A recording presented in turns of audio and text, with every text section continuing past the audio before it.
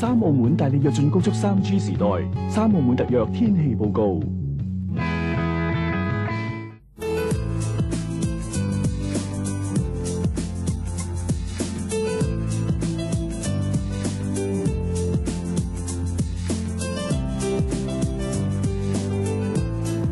Hello， 歡迎收睇由三澳門特約嘅天氣報告。而家由我 Lydia 同大家講下今日6月28號天先。今日天氣不穩定，多雲有驟雨，雨勢有時頗大啦，有雷暴。氣溫介乎攝氏24至28度，相對濕度83%至96%之間，吹微至和緩南至西南風。咁質量指數介乎20至27，咁質量水平屬於良好。預測天氣質量指數啊，路邊監測站及高密度住宅區係10至35，咁質量水平屬於良好。一般性監測站係10至30。咁質量水平屬於良好。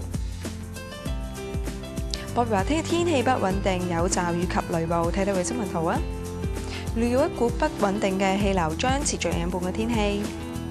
跟住睇未來幾天測先，預測聽日天氣不穩定，多雲有驟雨，雨勢有時頗大，有雷暴。氣溫介乎攝氏24至28度，吹溫和至和緩偏南風，有陣風。星期四大致多雲，間中有驟雨，初時有雷暴。氣溫介乎攝氏25至29度。星期五同埋星期六咧都係多雲，短暫時間有陽光，有幾陣驟雨啦。氣溫介乎攝氏26至31度。跟住睇下中國各大城市天氣啊。北京天晴，22至32度；上海有驟雨，25至31度；台北有驟雨，26至34度；廈門有驟雨，25至31度；而廣州有雨，25至32度。而在亞洲各大城市方面，東京多雲，24至32度；首爾多雲，19至28度；馬尼拉有雷暴，24至33度；曼谷有雷暴，26至30度；新加坡有雷暴，25至32度；而雅加達有霧，25至31度。跟住再睇下美國大城市天氣啊！